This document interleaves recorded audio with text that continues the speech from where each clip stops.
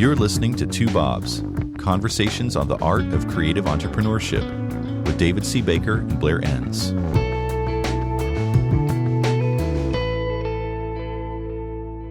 Blair, today you want to talk about how to make money, but more specifically, some pricing models, right? Is this one of those topics where you've just been afraid to suggest we talk about it, or you're really excited, or something set you off? What makes you say that? Well, I mean, and I know you're always reading every one of my emails very carefully, and every once in a while they piss you off, and you say, oh, that is the next topic. I've got to correct the world. Or where did this come from? So my book, Pricing Creativity, A Guide to Profit Beyond the Billable Hour, came out in January of 2018. I've been traveling the globe, speaking on pricing and working with firms on pricing. One of the high-level topics that I think lends itself well to this podcast is the subject of the numerous ways that you can get paid. I see the agencies just get so, they're creative businesses, right? But I've long been struck by how that creativity doesn't really get applied to the business models, and in particular the revenue models. So I get asked about this topic a lot, and I thought, okay, let's just list and talk about as many of these revenue models as possible, because I think they'll serve as these thought starters for our listeners. Because if you're listening to this and you're in pursuit of the one right way to charge, or you've just been charging the same way for all these years, then I would like to kind of push people to think a little bit more broadly about this topic by giving them a whole bunch of different ideas that they might want to consider. Yeah, and so we have 8 that we're going to get to, or at least some of them. We'll start on the list of 8, see how far we get. Before we start that, I know there's some context that we probably want to keep in mind, but also another question, are you suggesting that firms land on one, or that they develop their own unique mix of 1, 2, or 3, or how does that work? Yeah, and that's a great place to start, because I think the most common pricing mistake out there is the idea that there is one right way to price, and there is not one right way to price. And I think I make the distinction between customized services firms and productized services firms. And most of the people listening to this podcast, their firms are customized services firms. That means they should have a small number of clients, and each of those engagements should be a creative act that's structured specifically to the needs of the client. But I would also add that the pricing or the compensation model for each of those engagements should be a creative act also. So the idea that there's one right way to price is just, I'd like people to let go of that idea right away. You and I both spoke at a PR conference recently, and PR firms, to them, everything is a retainer, right? They take every fee and they divide it by 12 and want to bill it on a monthly basis. And there are reasons why that might make sense, and there's all kinds of reasons why that might not make sense. I'm not the biggest fan of retainers. We'll talk about them. I'm not opposed to retainers. What I think is it's probably a mistake to build a business where all of your clients are on a retainer or on the same pricing model. I think you should look at pricing as a creative act. Right. And by the way, just to clarify to folks listening, we're not talking about payment models. We're really talking about pricing models, 2 completely separate things.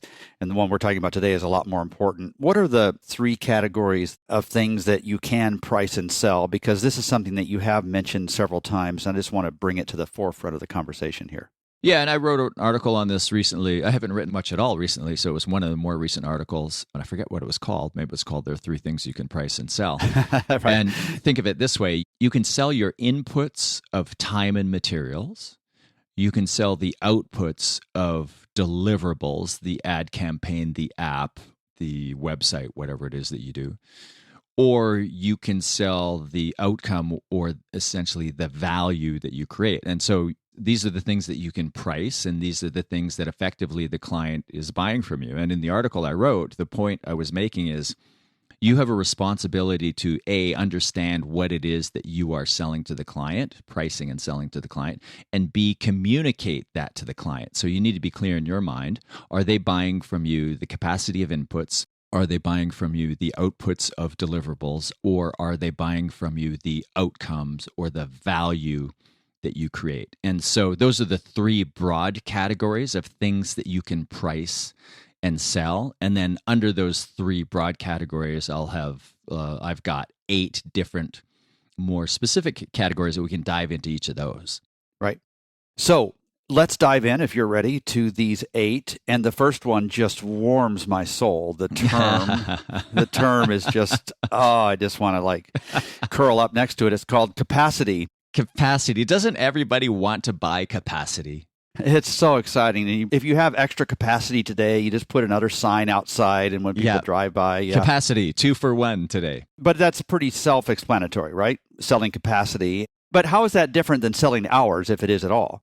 It's not different. It's a form of that first level of pricing, and the idea of the first thing that you can sell is the inputs of time and material. So capacity is another word for that. But I want us to just unpack this a little bit, because when we think of capacity, most firms, we think of hours, because we're in the business of counting and selling hours, or at least a lot of firms are, right? Right. So you think of your capacity and you think of it in terms of time, and it doesn't necessarily have to be just time, but that's how we tend to think of it. And then we think in units of time. So we think of hours. Now, some firms, like a PR firm or somebody who's more towards the consulting end of the spectrum, might sell days.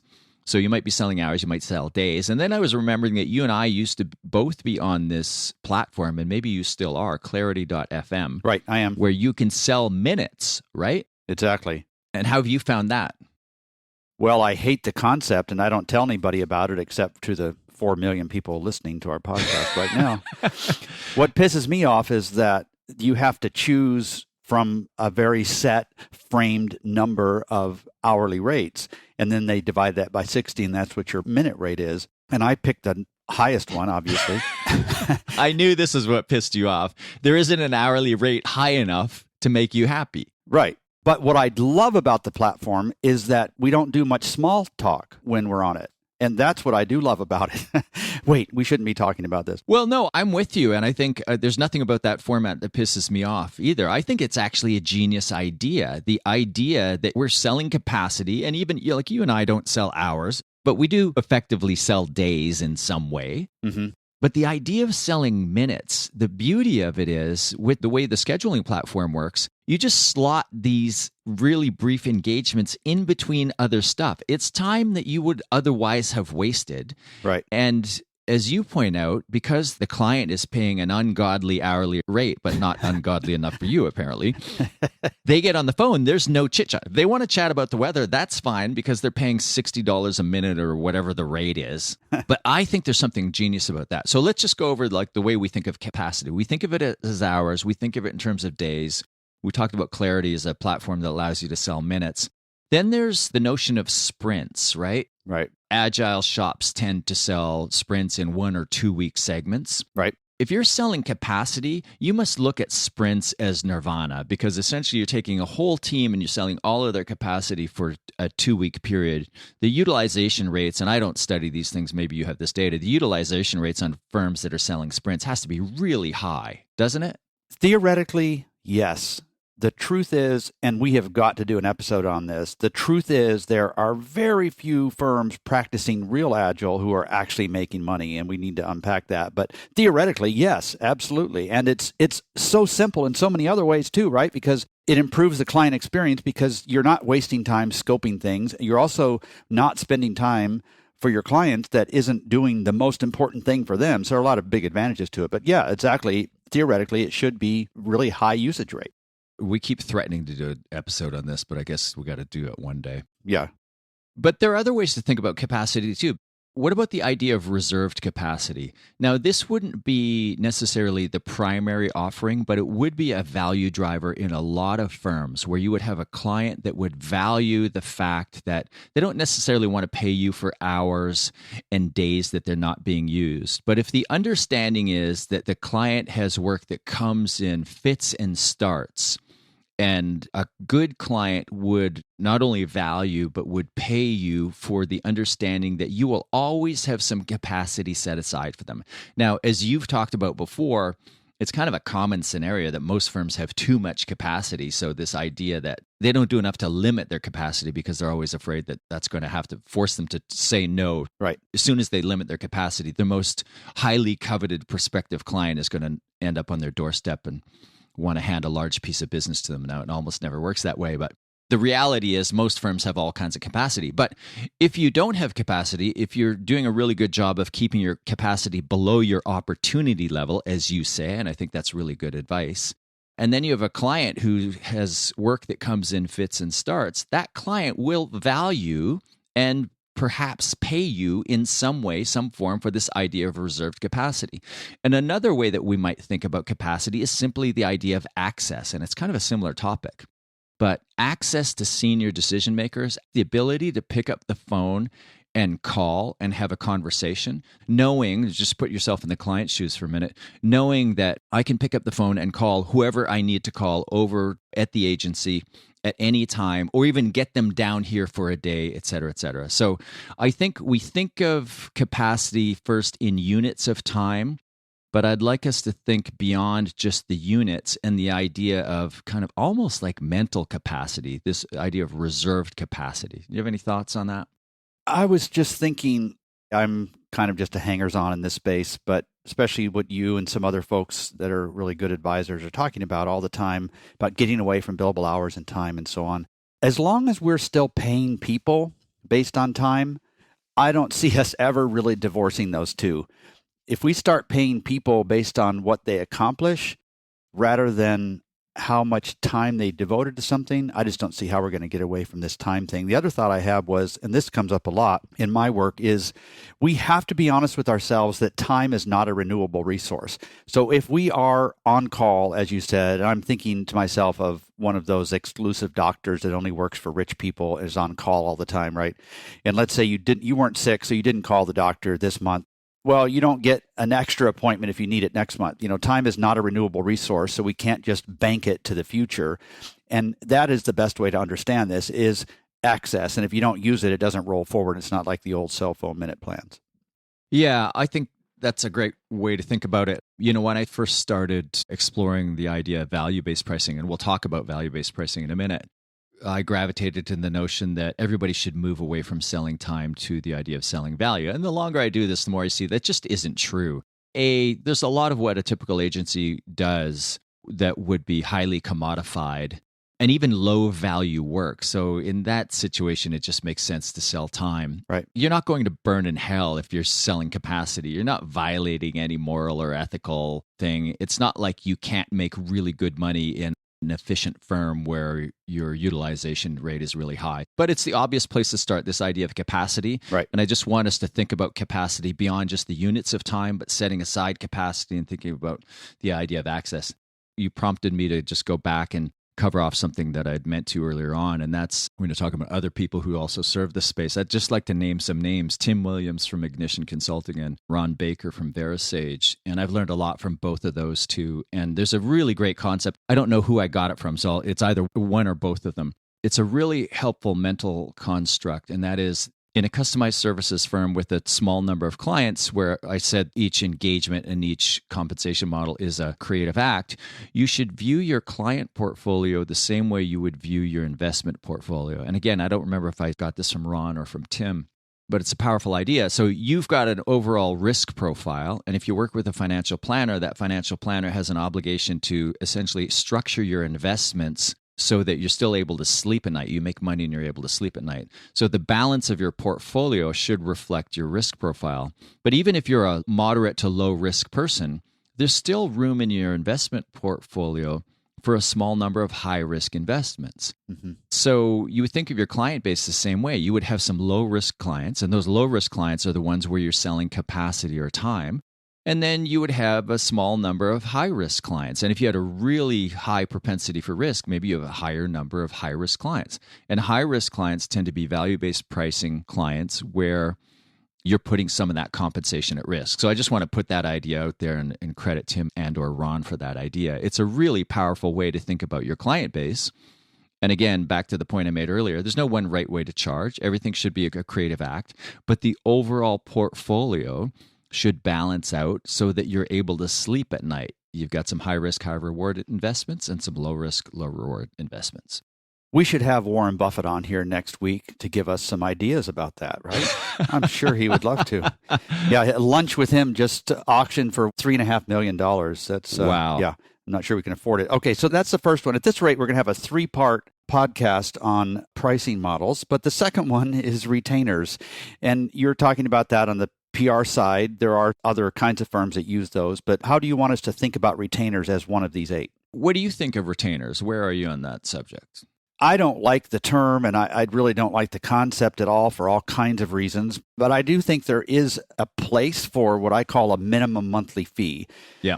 And what I'm doing for that as a firm is I am guaranteeing to reserve this amount of capacity for you. If you use it, fine. If you don't, it doesn't roll forward. Every month, you're going to get a bill with 3 things on it. It's going to be next month's minimum monthly fee, any out-of-pocket expenses, and then any overages from last month's minimum monthly fee. And then we're going to review it every 3 months and adjust it, because it's not fair to adjust it up or down. And, we have to be fair to the client and be fair to the agency at the same time. So that's kind of how I think about it. I think there's room for it, but I still don't like it at its base, but I do think there are times when it makes sense. Yeah, and you can see the benefit of it, right? It takes the variability out of the cash flow. So that's the big appeal of retainers. And I would put retainers into 2 categories. Most retainers are buckets of hours. So it's a way for you to kind of sell capacity. And I've never really been a big fan of that, because I always feel like in a retainer relationship, one party feels like they're getting the short end of the stick. If you're using retainers to sell capacity, the idea is you're bundling up 20 or 40 or 400, however many hours per week or per month, and you view it as profitable if you underdeliver, if you don't end up using all those hours, and the client views it as profitable or to their advantage if they end up getting you to use more hours. So I'm not a big fan of that. Like Alan Weiss, I think retainers are a great use of consulting. You sell consulting. So that minimum fee that you talked about, I would say that's for advisory services, and you could put all the project management, account management, etc., under that category too, and high level strategic guidance. And I would use that. And I wouldn't tie it to hours. I would just tie it to effectively the guidance and the overall account management. Yeah, exactly. And can I just add, sorry to interrupt you there. Yeah. I just feel like one of the great things about a retainer, or whatever you call it, is that it encourages me to put my feet up and think on behalf of the client and not worry about where I'm going to charge it. Because I have a special relationship with this client. They value me so much that they want to pay me so that I'll think about their stuff even when I haven't been asked about something, but I will go to them on my own, take the initiative to do that. And that's one of the things I do like about this way. Yeah, me too. You're listening to Two Bobs, conversations on the art of creative entrepreneurship. Your hosts are David C. Baker of Recourses, author, speaker, and advisor to owners of expert firms, and Blair Enns of Win Without Pitching, the sales training and coaching program for creative entrepreneurs. For more information, go to twobobs.com. If you find this podcast helpful, please help us by telling a friend and rating us on iTunes. Thank you. Now back to David and Blair. Do you have anything else on retainers? Nope. Okay. Leasing/licensing. This is taking me back to our days of the Revenue 2.0, where we were surfacing and monetizing your IP. Those were some great events.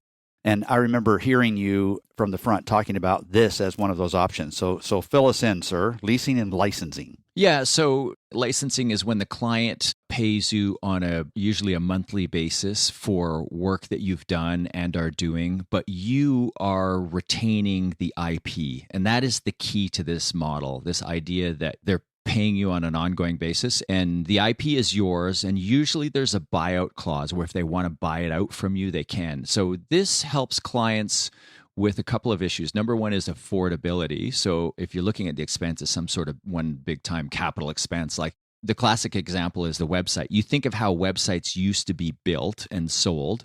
It was you'd build a website, then you forget about it, and it would serve you for 3 or 4 years, even though after about 6 weeks, it would start to drive you nuts. It was like, my website isn't new anymore. But you would live with it for 3 or 4 years, and then you would knock it over and you would build a brand new one. And now everything moves so fast, it's rare that you're knocking over your website and building a new one, although having said that, we're about to do that again. It's more likely that you see your website as an ongoing, living, breathing organism that's connected to other elements of the business.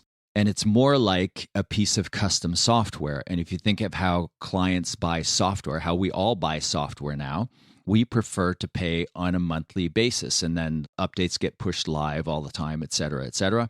So that's a really helpful way to think of selling anything that's tech heavy, particularly a website or some sort of technology stack to your client. You remove that kind of one-time capital cost, and the client understands that this isn't a relationship where you pop in every few years and deliver something new to them. Rather, it's a relationship and a product that they're buying from you that requires you to be involved on an ongoing basis and make decisions for them. So most of the clients, they're used to buying that sort of technology and even bundled consulting services that go with the technology often. They're used to buying that on a monthly basis. And I've been talking to web dev, design and dev firms about this idea for many years now. I think that's how your clients think about buying those services. And if you're not selling them that way now, you're probably behind the times. It was a radical idea when I first proposed it 5 or 6 years ago. Now I think it's common.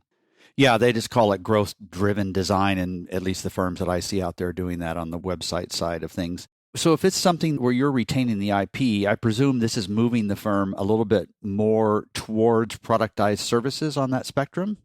Not necessarily. I wrote about the story in my book. I've got a French designer friend who told me he could almost retire based on his royalties, and his royalties from websites and logos. So he would work with early stage companies or even startups, and they couldn't afford his fee. He's a very talented, well-known designer.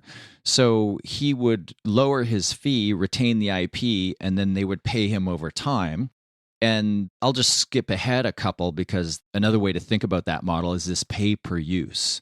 So you could lease or license a logo or an identity or any other design work that you do to a client who can't afford to pay you the design fee up front. And then you could change the payment structure so that you're paid based on how they use it. I'm just riffing here, but if it's a product logo, if it's going on products, as they introduce new product lines, they could pay you more. Does that make sense? Yeah, it does. So we have capacity, retainers, leasing and licensing, and then pay-per-use, which we folded in there. How is subscription, which is the next one, how is that different from leasing and licensing? Subscription is probably the business model du jour that everybody's talking about. There are 3 books out right now on the subject. So there's Subscribed by Teen Zoo. He runs a company called Zuora, and he's one of the early Facebook employees. And his company, Zuora, is software that runs subscription-based businesses. And then there's a book called The Membership Economy, and that's by, I think it's Robbie Kellerman Bates is her name.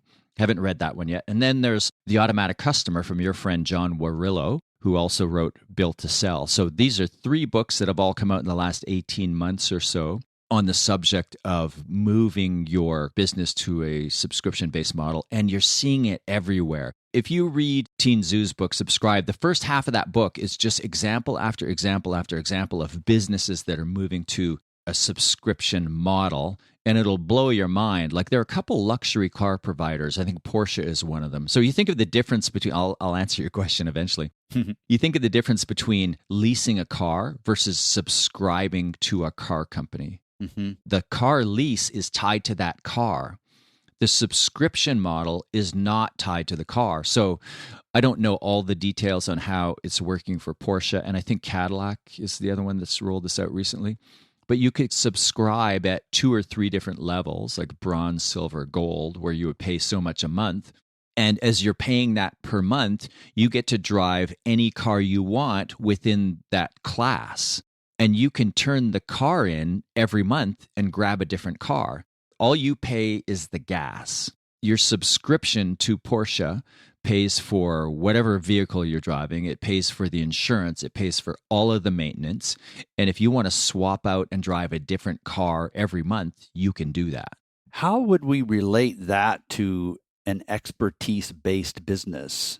I think it's a great model for those who are caught in the mushy middle between being a customized services firm and a productized services firm. So Win Without Pitching is a training company. We're pursuing scale. We have between 70 and 80 ongoing clients at any one time. And in theory, we could have 1,000 or more. You can't do that as an agency, although I know some agencies who do have clients approaching that number. They really should be somewhere between 10 and 20 clients. So imagine you're a typical firm.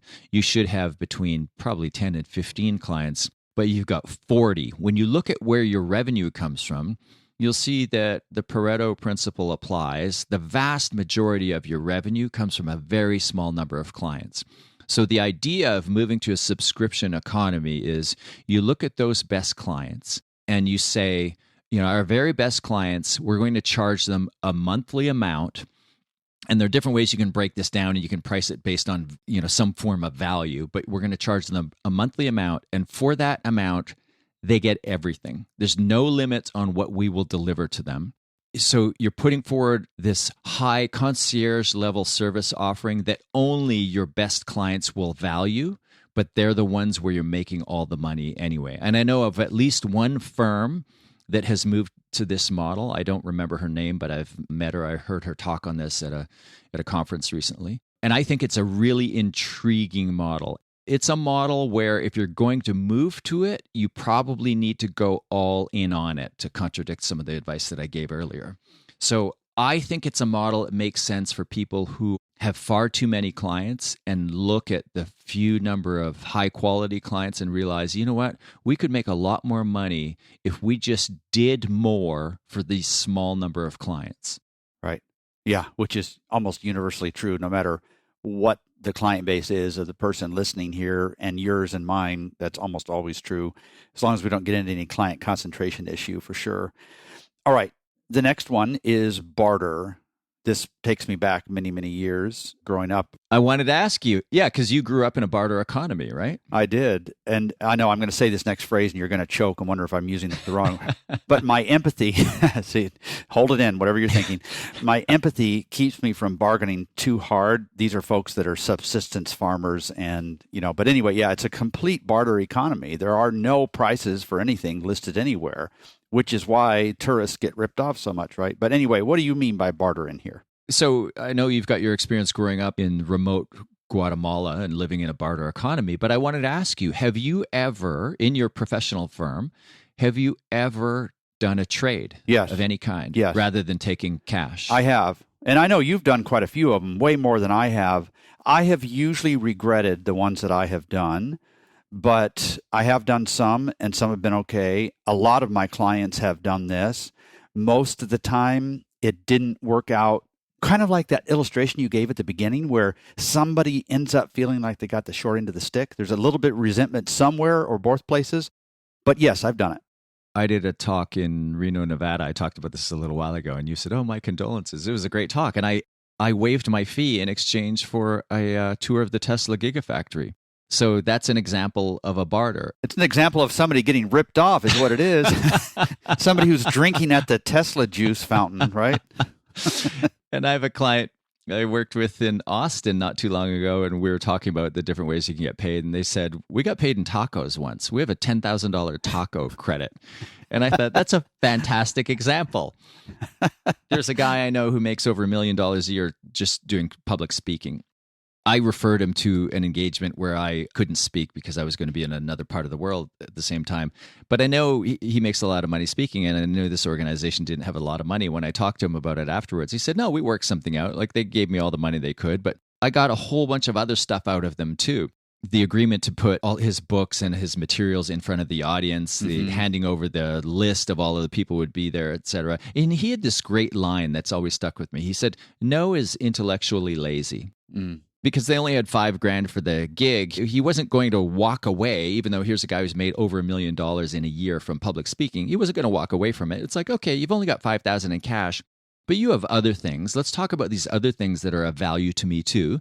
And they were able to bundle up enough to make it worthwhile for both parties. So it's just this idea that you seem to be far apart in a negotiation with a client. This idea that no is intellectually lazy, that if both parties get creative and think about the different ways that it's possible for you to be remunerated, then I think you might end up coming up with something that's really interesting that might include $10,000 worth of tacos. And then with my luck, I'd get allergic to tacos and then take a 50% discount on the coupon somewhere. Yeah. Okay, so that's a really interesting one. That didn't take us where I thought it was going to, but I like that one. What's funny to me is on this speaking thing is somebody says, well, it's a really small group. We don't have much money. And actually, I'm more inclined to speak for less if it's a big group because then there's more potential clients there. It's sort of interesting how that works and how they think. Right. Okay, performance pay. This is something we've talked about quite a bit. And maybe one of the things we should do, I do want you to summarize a little bit, but we can also put some links in the show notes as well to send people to some of that stuff. But just summarize this for them, for listeners, as one of the key options here. This is really value-based pricing where you are putting some compensation at risk. And one of the things that's really struck me over the last 18 months or so as I've been doing a lot of work with firms on the subject of pricing is how they think value-based pricing is just one thing. Back to what we talked about at the top, which is there are pricing models and then there are payment models. There are ways you can get paid. There's the basis on which you will earn your money, but then there's also the ways that you get paid. Like it might be as simple as terms. When it comes to pricing based on the value that you will help create, you can put no compensation at risk. You can simply say, listen, we propose to create this $20 million in net new value, and therefore our fee is X, a percentage of that, and not put any compensation at risk. Or you can put it all at risk and offer to work on a contingency basis where you say, we don't get paid anything until we hit these goals, until we help you create this value. Then we get paid a whole lot of money. And those are just two ends of the spectrum, two extremes. There's just so many different ways that you can get paid in between there. So when I talk about getting paid based on performance, what does performance mean? Performance does not have to be the lagging indicators of sales, right? You can get paid based on the leading indicators. And again, leading indicators are predictors. They're the things that you would measure that will predict future success. So some examples of leading indicators would be leads generated in a performance marketing firm. In most B2B marketing firms, you're in the business of lead generation. So you could get paid based on leads or certain types of leads that meet certain standards that might be known as marketing qualified leads. You can get paid based on the traffic that you generate, either all traffic or specific traffic coming from specific sources. And then you think about how you might get paid. You can get paid in cash money. You can get paid in stock options. You could get paid a percentage of sales. You could get paid, if you're still under the category of putting some compensation at risk, you can just get paid certain fees based on certain milestones.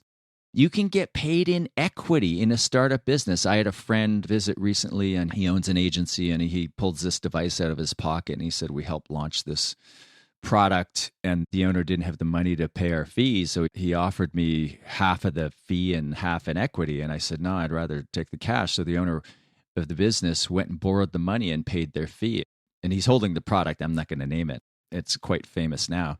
And I said, so how much equity did you walk away from? And he very coolly said, $240 million. And you made him pay for dinner too, right? And so that's a really big topic, and we're kind of up against time. We're already over here. But this idea of performance pay, getting paid based on the performance, what my message to people would be, just, again, think creatively. Performance means all kinds of different things, and there are all kinds of different ways that you could get paid beyond just cash. You can put all of your compensation at risk. You can put none of it at risk. And I'll just say, I have a bee in my bonnet under this term that agencies use when they say, we partner with our clients. And, I don't know what percentage of agencies would actually have those words on their website, but probably like more than 10, maybe as many as 30% of all agencies would use that phrase, we partner with our clients. And I think if you are not engaged in some performance pay compensation model with some of your clients, then that's a bullshit statement and you should not be allowed to use it. Your client will think of you as a partner when you are getting paid based on the value that you create and you are putting at least some of your compensation at risk. Okay, Blair, we have gone through some great things. I do want to remind people of how to get your book if they want to, because a lot of these things are talked about in there, and we've been doing this podcast for years now, and we talked about the book earlier, but just tell people where they can get the book. Yeah, the book is Pricing Creativity, A Guide to Profit Beyond the Billable Hour. It's available at pricingcreativity.com. Thanks for the plug. You're welcome. We'll talk next week. Thank you, Blair. Sounds good. Thanks, David. Thank you for listening to Two Bobs with David C. Baker and Blair Enns. Subscribe and learn more at twobobs.com. That's the number 2, BOBS.com.